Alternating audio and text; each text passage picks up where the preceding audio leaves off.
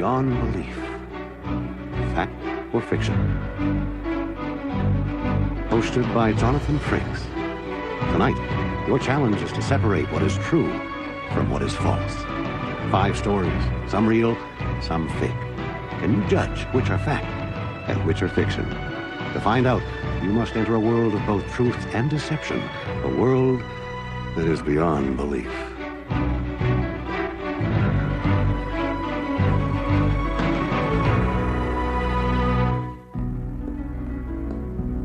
We've all heard the phrase, 2 heads are better than 1. But does 1 head ever take the place of 2? Take this picture.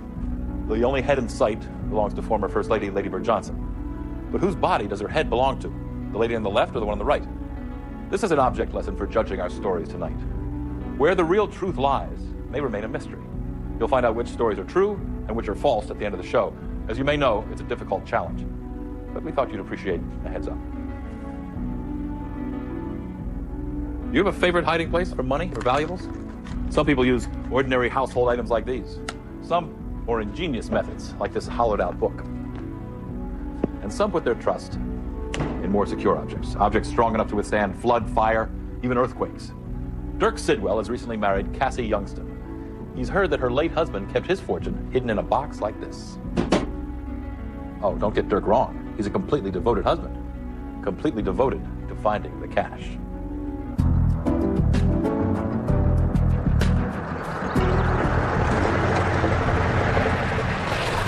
Cassie Youngston's husband, Milo, had died in a thrasher accident 2 years ago. He left Cassie lonely, but very well off, with a thriving dairy farm and no financial worries. Cassie was afraid she'd never meet anyone who could replace Milo. And then Dirk Sidwell came into her life. Cassie had met Dirk at the local church only a few weeks earlier. Dirk was just a 2-bit hustler, but to a woman like Cassie, he was Prince Charming in a pickup truck. I love you, baby. I love you more. That's just not possible. Jake Rudolph, the farm foreman, didn't like Dirk. He knew that Dirk had heard the rumor about Cassie's first husband. The story was that Milo didn't trust banks, and he kept close to $1 million in an iron strongbox hidden somewhere on the property. You are one special woman, Cassie. I want you to know, my late husband would have blessed this marriage. We never had any children, and he was so afraid of leaving me all alone. You'll never be alone again, baby cheeks. You're so sweet and good, Dirk. What's wrong? I hate to bring this up now, Cass. In the middle of our honeymoon and all. But I'm a little low on cash, and I was wondering if you had any money around the house. Oh, sure, honey. Oh, you don't have to get up. Just tell me where it is. I don't mind.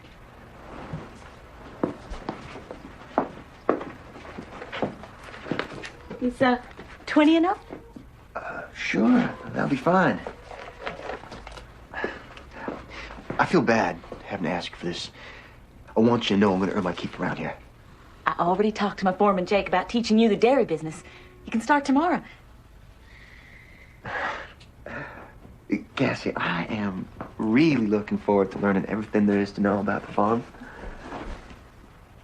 But can it wait a couple weeks? We are in the middle of a honeymoon, baby cheeks. Leave it to me to marry a hopeless romantic. Cassie really believed that Dirk was in love with her. But the only thing on his mind was finding that hidden metal box and the $1 million inside. Every time Cassie would go into town, Dirk would take the opportunity to search for the strongbox.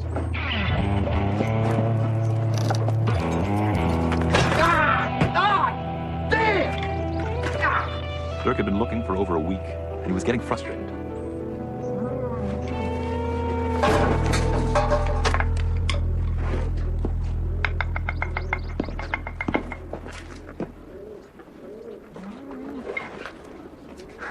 Jake! How you doing? What are you doing there? I was checking for dry rot. Everything's fine.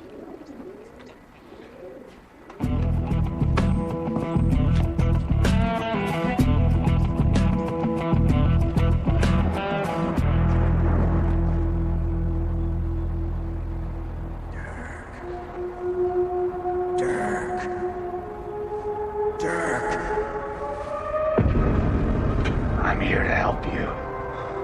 Who are you? What do you want? I know what you're after. And I can take you to it.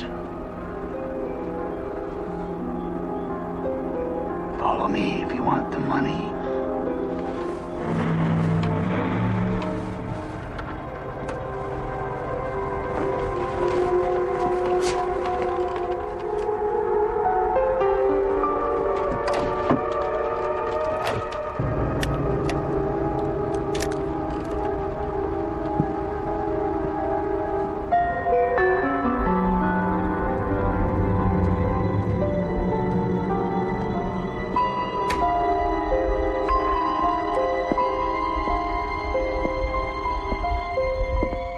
I'm over here, Dirk.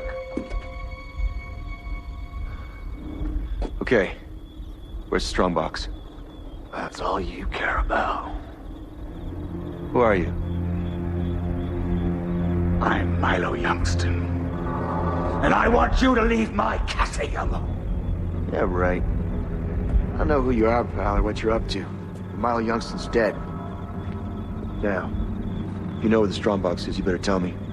You'll never find it. Then you're dead. Where are you? Where'd you go? I'm over here, baby cheeks. Over here. Dirk. I'm up here. Ah!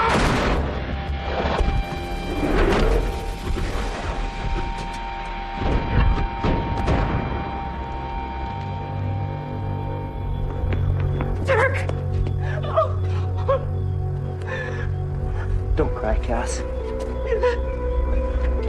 Jake, how could this happen? It's just an accident.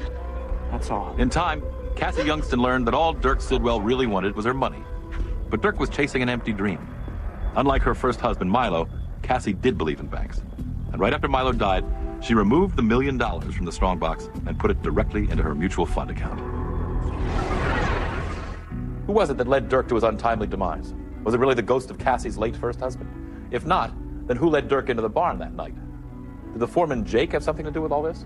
But if the apparent ghost was real, why was Dirk unable to shoot him? And how do you explain the fact that the box fell at just the right time?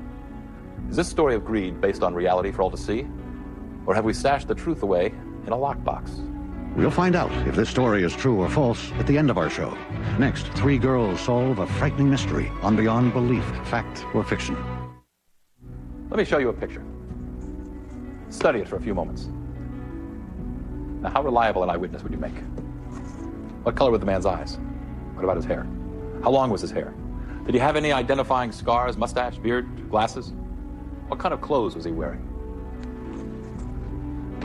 Police rely on descriptions to track down criminals, but very often the eyewitness accounts are inaccurate. In many cases, there are no eyewitnesses at all. 3 high school students are about to find out how crucial a witness can be, and their reliable source is truly beyond belief.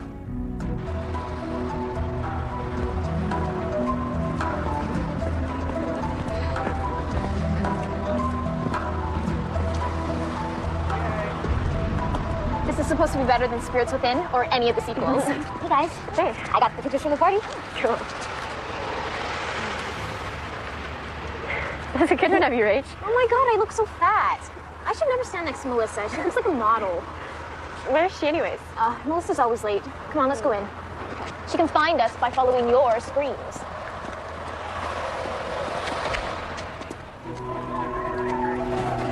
I can't believe you made me miss the last 20 minutes. I told you I don't like scary movies. Something's going on. Come on, let's go.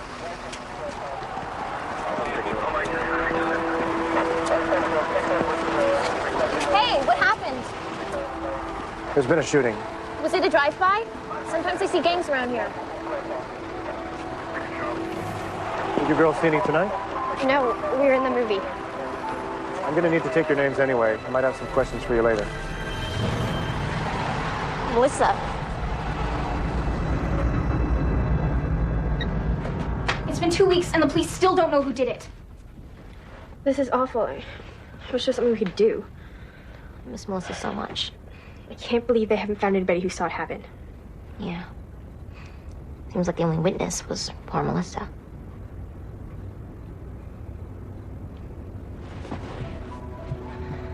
Maybe there is something we can do. Let's all meet back here tonight, after dark.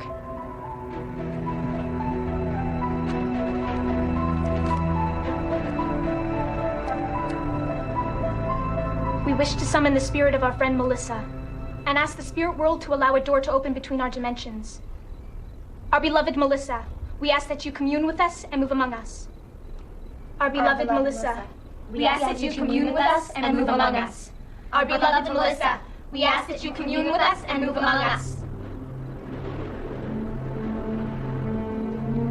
If you are there, Melissa, please rap once. What's happened? Get out of the way!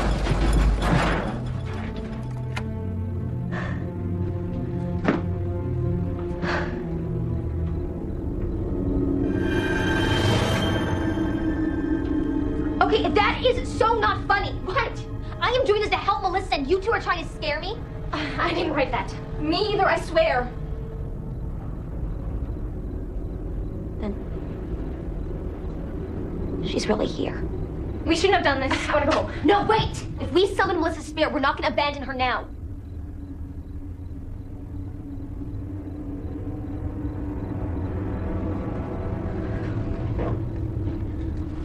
Melissa. If you're here, and if there's any way, please tell us who fired the shot that killed you.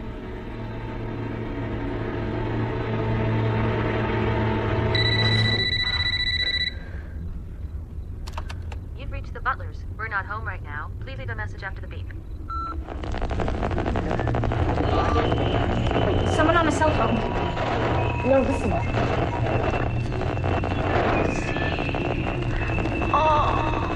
See all? What's that supposed to mean? Jesse Hall. Jesse Hall. It's Melissa. You guys, it's Melissa. She's telling us the name of her killer. Jesse Hall.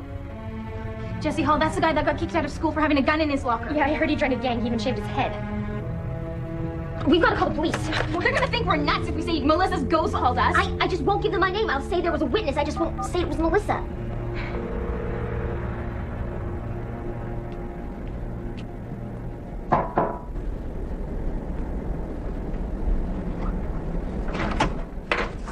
Detective Patterson, we spoke the night of the shooting. Oh, yeah, hi. I stopped by to let you know we found your friend Melissa's killer. An anonymous tip led to the arrest of Jesse Hall, a gang member. He confessed while in custody. Ms. Butler, did you know when a call comes into 911, the caller's address is displayed on a computer screen? Oh, I guess I didn't. But I'm not the witness. I made a call for a friend. Well, then you did the right thing. And your friend is very special. Yeah, she was. Could Melissa really have been the key witness in her own murder? Did the seance really work? Or was one of the girls harboring a terrible secret, one which she used the seance to reveal? Or did the three girls imagine they were hearing their dead girlfriend's message? Does this story sound like a lie? Or does it capture the spirit of truth? We'll find out if this story is true or false at the end of our show. Next, a good Samaritan and a strange reward on Beyond Belief. Fact or fiction? There's a popular philosophy that says, if a good deed has been done for you, the best way to express thanks is by doing a good deed for someone else. Which brings us to the small town of Good Samaritan. It's not that good deeds necessarily happen here. It's the opportunity that keeps arising. Cal Russert is about to enter the town of Good Samaritan, and opportunity is about to knock.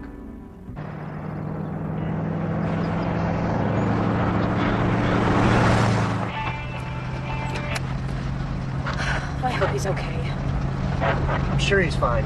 He just ate something he shouldn't have. Cal Russert and his wife, Rosie, were visiting friends near the town of Good Samaritan when they got a call from their babysitter. Their only child, Cal Jr., had suddenly taken ill with stomach problems. It's the last time I leave him with that babysitter. It ain't her fault. You know, little Cal. I know. I'll just feel better when we get home.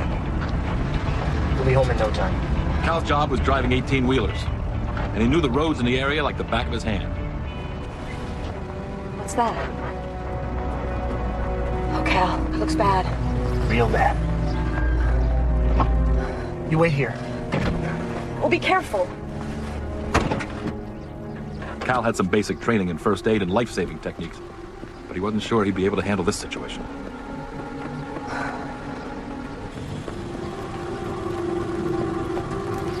Hey! Hey, can you hear me? I gotta get him out of there.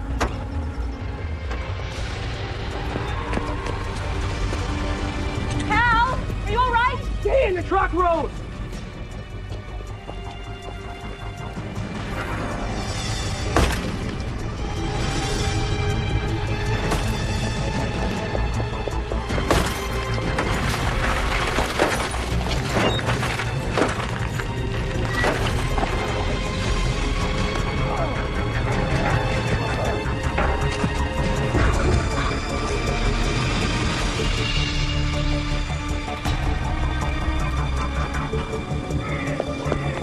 How is he? There's no heartbeat and he's not breathing.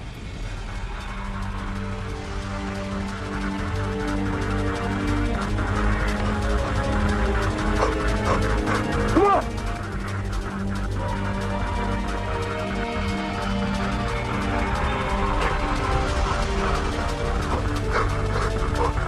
Come on, breathe! Come on! Oh, God, Cal, you did it! You did it! You did it! Take it easy, buddy. You're gonna be all right. We're gonna get you to a hospital. Thank you. I'll pull the truck over. All right, hang in there. You're gonna make it.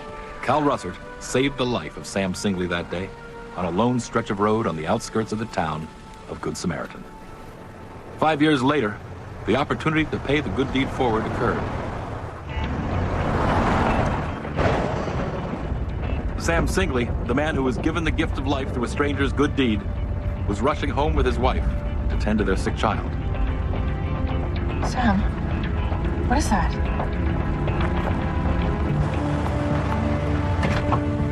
Be careful, Sam.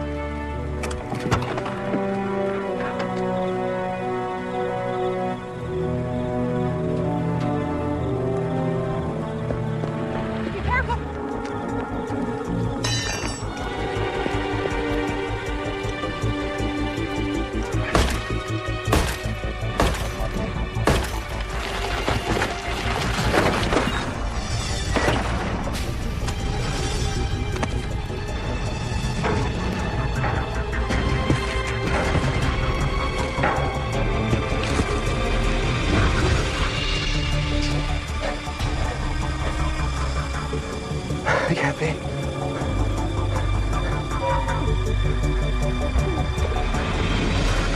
No heartbeat.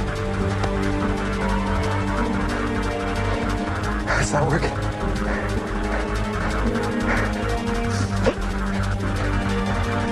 Come on, breathe. Come on, breathe. You're gonna be all right. You're gonna make it. Is he all right? Yeah, we gotta get him to the hospital. You saved his life, Sam. That's not the half of it. This is Cal Russert, the same man that saved my life 5 years ago.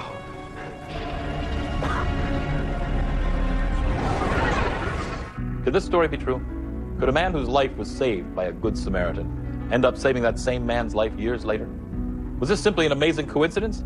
Or did fate actually bring Sam to the right place at exactly the right time? In looking for reality, should we stop here for the truth? Or should we just keep on trucking? We'll find out if this story is true or false at the end of our show. Next, a woman is haunted by a terrifying dream on Beyond Belief, fact or fiction. Since the earliest days of civilization, there have been people who claim to interpret dreams. Books such as this one offer some examples. If you dream of flames, it can indicate passion. Dream of money, you may be expressing personal power. A dream about driving might be a statement of independence. Pleasant enough diversion. But sometimes, dreams go beyond mere symbols. Sometimes they can take hold of your entire life. Witness the strange case of Ivana Turner. My wife Ivana had been having bad dreams ever since she was a child. I always thought the nightmares were a reaction to her troubled childhood. Ivana was born in the Soviet Union, but defected to this country with her grandmother when she was only 6, right after the death of her parents.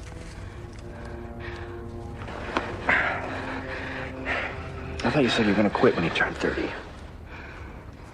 I still have 1 day left. Hey, I'm surprised my birthday girl made reservations at Giuseppe's. No, I can't. Oh, look, I know you think it's expensive, but you only turned 30 once. Brian, it's very thoughtful of you, but I just want to stay home. Oh, come on, you deserve a night of fun. Julie and Doug said they'd join us. I said no! What's going on, Ivana? Is it the dreams that are bothering you, or is it something else? I'm gonna die on my birthday, Brian. I see it in my nightmares. Over and over. All these years. It's the same nightmare. What? Well, what is it you see? It's my 30th birthday. And I hear this loud noise, like a popping sound. There's a flame. And then I hear this horrible screeching. And then I'm laying on the floor. Brian, I see my own death.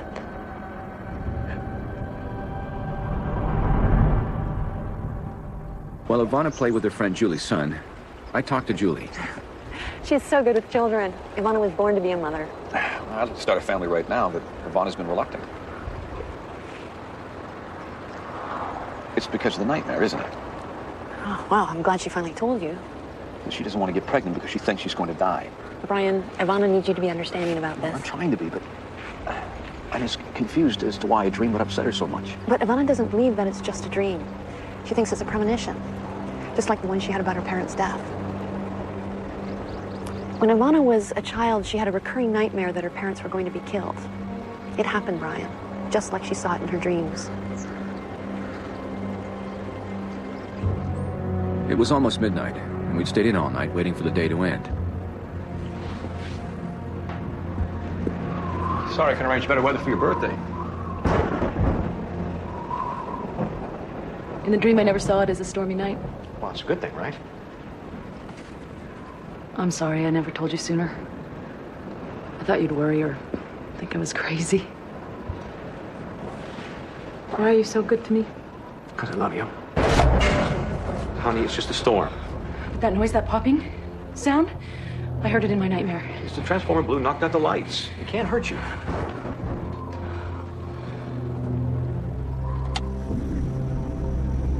The flame.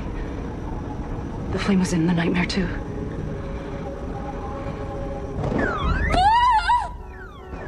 Brian, it's happening!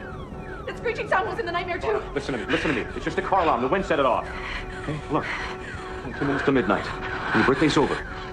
Right, what could happen in 2 minutes? Okay? I'm sorry. All right. It'll be okay. Okay. Now, sit down. Sit here. Okay? I'll go shut the car alarm off. I'll be right back.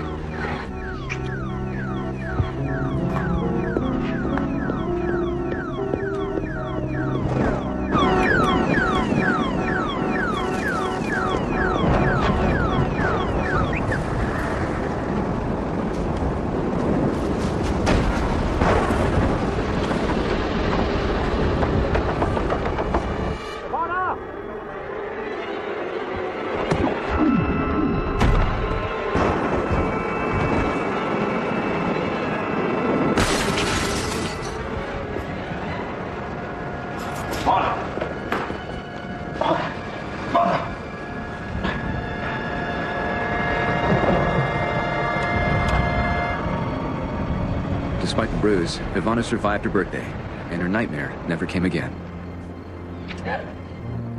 1 year later, Ivana celebrated her 31st birthday, and by then, we had a lot more to celebrate. Ivana had finally become pregnant and given birth to a beautiful baby girl. Her uncle Dmitri even traveled from Russia to pay us a visit. Oh. She is so beautiful, just like her mother. Start thinking of your wish, doll. I already got my wish. Oh, we should get some pictures with your uncle and the baby. Okay, I'll get the camera from the bedroom. Ivana looks radiant. Oh, I am so glad she has found such happiness. She was such a sad little girl. It was tragic losing her parents when she was only 5. 5? Ivana's grandmother said she was 6. Oh, no. I remember it well. It was a very frightening time when they escaped from the Soviet Union. Her grandmother, was confused.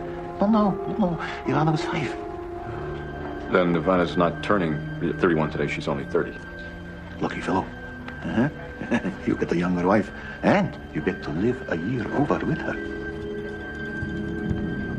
Suddenly, the details of Ivana's dream came flooding back. The popping sound. The flames.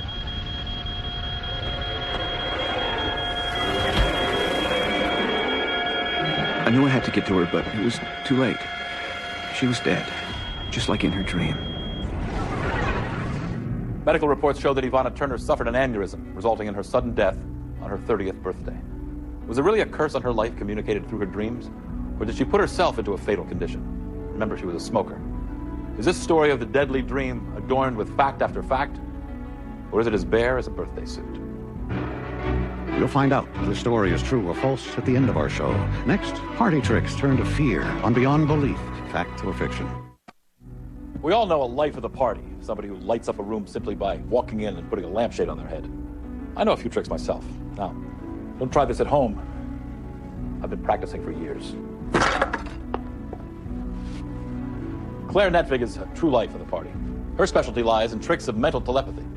With the help of her husband, George, she dazzles all their friends. But soon, it'll be very clear that the party's over.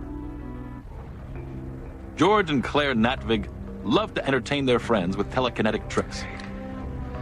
Let's just cleanse the air a little bit. And if you could all take your hands. No bodies touching the table, please. They went to great lengths to convince people that Claire was born with a special gift. Okay, focus. Focus, Claire. That's it. Okay. The only things moving here are the hands on my watch. Shh, come on, though. You're gonna break her concentration. Okay, that's it. Focus.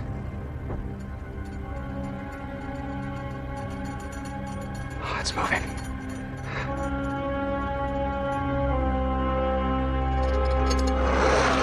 Claire, that's enough! Still have your doubts, Lou? No doubts, George. Claire, you're amazing.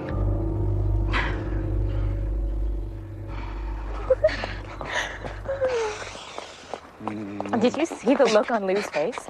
I know. But you were so great tonight. No, you. Focus, Claire. Focus. You know what? I thought that was a nice touch.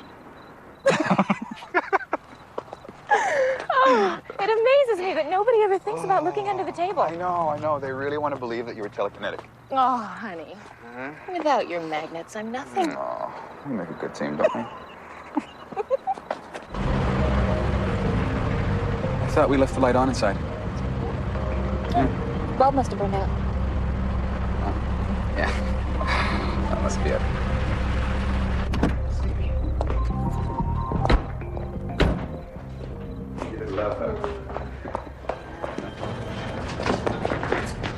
Hey, what's going on here? Shut up. Look, take anything you want. Just don't hurt us, okay? I told you to shut your mouth. Keep him up and gag him. George. Come here, honey. Oh! For the past 3 months, there had been a series of home invasion robberies in the neighborhood. The newspaper quoted some of the victims as saying they were beaten badly by 2 men in ski masks. Okay, you go upstairs. I'm gonna get everything down here. What about the 2 in the garage? I'm thinking about it. After reading about all those robberies, George and Claire had a special alarm system installed in their home that went directly to the police station. But it was disabled by the 2 thieves. George, why aren't the police here yet? They must have disconnected the alarm. What are we gonna do? I don't know. But they could come back out here and kill us. George, stop it. Well, they do that, you know. Look, we're gonna have to try to get up. Okay? Do this together. Put your knees in front of you. Okay? On 3. 1, 2, 3. Oh! Okay, we're gonna have to try to stand, okay? 1, 2, 3. Push, like, push. Okay. We have to get that alarm to go off. How? Use your telekinesis. George, that's a trick we do at parties. I don't have any powers. No. You're wrong, Claire. You do have the gift. You do. I just never told you before because I didn't want to scare you. What are you talking about? I didn't use the madness tonight. What? It was all you, Claire. You moved those things on your own. George, are you serious? Yeah, completely. Listen to me. You can do this, Claire. Okay, you can save our lives. All right. Okay, move with me.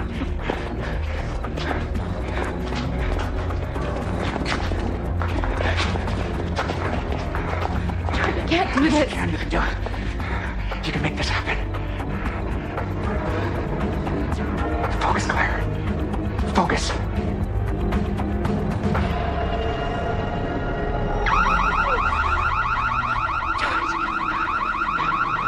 You're doing it, honey.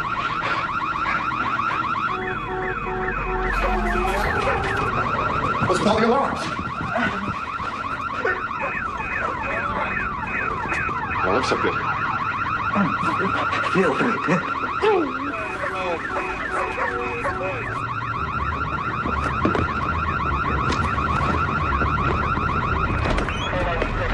Freeze! Criminal Denny Ryan was arrested for armed robbery. His partner, Milt Stevens, was taken to a local hospital. It was discovered that some unknown electromagnetic force had short-circuited his pacemaker. Claire and George became neighborhood heroes. Did Claire really use telekinetic powers to save herself and her husband George that night? Or was the timing coincidentally linked to a local power surge? George said he didn't use the magnets for their trick at the party. Was he telling the truth or desperately grasping for straws? The fact is, Claire was never able to summon up the powers of telekinesis again. Did this story really happen? Or was it just another mind game? Next, you'll find out which of our stories are fact and which are fiction when Beyond Belief returns. Now let's look back at tonight's stories and find out which ones are inspired by actual events and which ones are totally false. Let's review the story of the husband who married for money but wound up with an early demise. Who are you? I'm Milo Youngston. And I want you to leave my Cassie alone. Yeah, right. I know who you are, pal, or what you're up to. Milo Youngston's dead. Now, you know where the strongbox is. You better tell me. You'll never find it. Then you're dead. Where are you? Where'd you go? Did you think this story really happened? Not this time. It's a lie. How about the story of the 3 teenage girls who solved a crime through a seance? Our beloved Melissa, we ask that you commune with us and move among us. Our beloved Melissa, we ask that you commune with us and move among us. Our beloved Melissa, we ask that you commune with us and move among us. If you are there, Melissa, please rap once. What just happened? Was this story based on a real happening? Yes. Our research shows a similar incident happened in Michigan in the 90s. What was your opinion of the man who saved the life of the man who saved his life?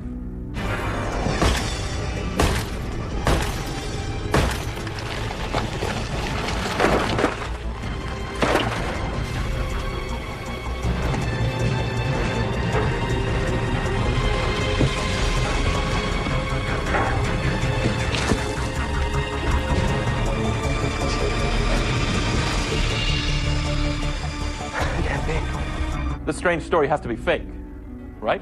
Wrong. It's fact. A similar story happened to 2 men in the state of Texas about 70 years ago. What about the woman whose terrible prophecy of death was fulfilled on her 30th birthday? Fact or fiction?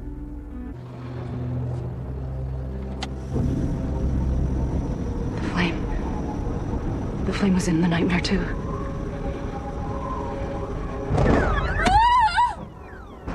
Ryan, it's happening!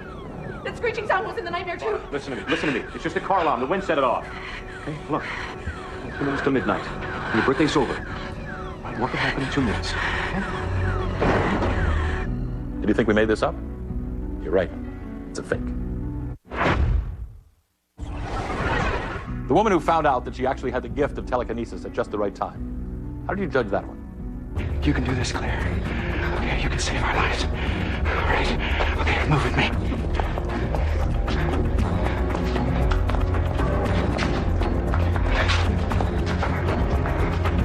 can't do this. You can do it. You can make this happen. Focus, Claire. Focus.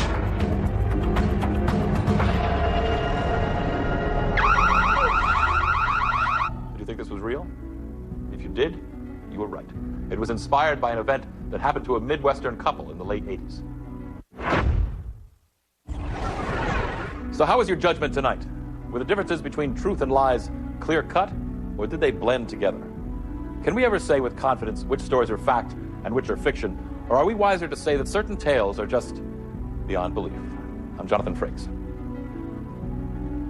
The Witness and Mental are true, based on first-hand research conducted by author Robert Trelins. For Beyond Belief, this is Campbell Lane.